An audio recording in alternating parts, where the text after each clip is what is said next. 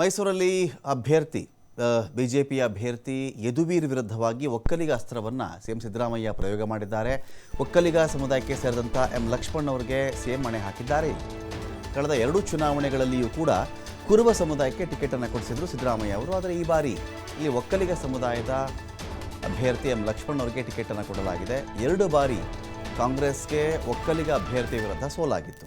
ಕುರುಬ ಸಮುದಾಯದ ಅಭ್ಯರ್ಥಿ ಇದ್ದರು ಅಂತ. ಆದರೆ ಇದೀಗ ಈ ಬಾರಿ ಕಾಂಗ್ರೆಸ್ನ ಕಡೆಯಿಂದಲೇ ಒಕ್ಕಲಿಗ ಅಭ್ಯರ್ಥಿಯನ್ನು ಫೀಲ್ಡ್ಗೆ ಇಳಿಸಲಾಗಿದೆ.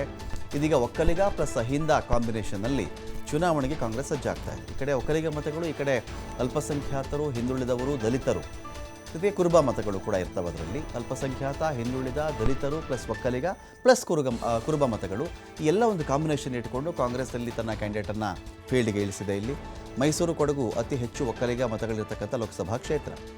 ಒಕ್ಕಲಿಗ ಸಮುದಾಯಕ್ಕೆ ಸೇರಿದ್ದ ಪ್ರತಾಪ್ ಸಿಂಹ ಅವರಿಗೆ 2 ಬಾರಿ ಬಿಜೆಪಿ ಟಿಕೆಟನ್ನು ಕೊಟ್ಟಿತ್ತು.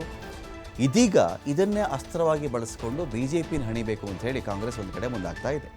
ಜಾತಿ ಲೆಕ್ಕಾಚಾರದ ಪ್ರಕಾರ ಬಂದರೆ 3,50,000 ಒಕ್ಕಲಿಗ ಮತಗಳಿವೆ ಮೈಸೂರಲ್ಲಿ. ಮೈಸೂರು, ಕೊಡಗು ಲೋಕಸಭಾ ಕ್ಷೇತ್ರದಲ್ಲಿ ಲಿಂಗಾಯತ ಮತಗಳು 2,30,000, ದಲಿತ 2,90,000 ಮತಗಳಿವೆ.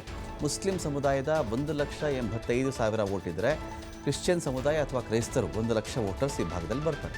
ಕುರುಬ ಸಮುದಾಯದ 1,65,000 ಮತಗಳಿವೆ. ನಾಯಕ ಸಮುದಾಯದಿಂದ 2,20,000, ಬ್ರಾಹ್ಮಣ ಸಮುದಾಯದಿಂದ 1,10,000, ಉಪ್ಪಾರ 1,15,000, ಕೊಡವ 95,000 ವೋಟು, ಅರೆಭಾಷೆ 55,000, ಬಲಿಜ 30,000, ಇತರೆ 1,22,000. ಹಾಗಾಗಿ ಇದನ್ನೆಲ್ಲವನ್ನು ಕೂಡ ಕನ್ಸಿಡರ್ ಮಾಡಿಕೊಂಡು ಲಕ್ಷ್ಮಣ್ ಅವ್ರನ್ನ ಫೀಲ್ಡ್ಗೆ ಇಳಿಸಿದೆ ಕಾಂಗ್ರೆಸ್ ಪಾರ್ಟಿ. ಇನ್ನೊಂದು ಕಡೆ ನಾವು ಚೆಕ್ ಮಾಡಿದ್ರೆ 1977 ಆದ ಮೇಲೆ 1977ನೇ ಇಸ್ವಿ ಆದ ನಂತರ ಒಕ್ಕಲಿಗ ಸಮುದಾಯಕ್ಕೆ ಕಾಂಗ್ರೆಸ್ನ ಟಿಕೆಟ್ ಮೈಸೂರಲ್ಲಿ ಸಿಕ್ಕಿದೆ. ಈ ಒಂದು ವಿಷಯ ಕೂಡ ಈ ಬಾರಿ ಪ್ಲಸ್ ಪಾಯಿಂಟ್ ಆಗಬಹುದು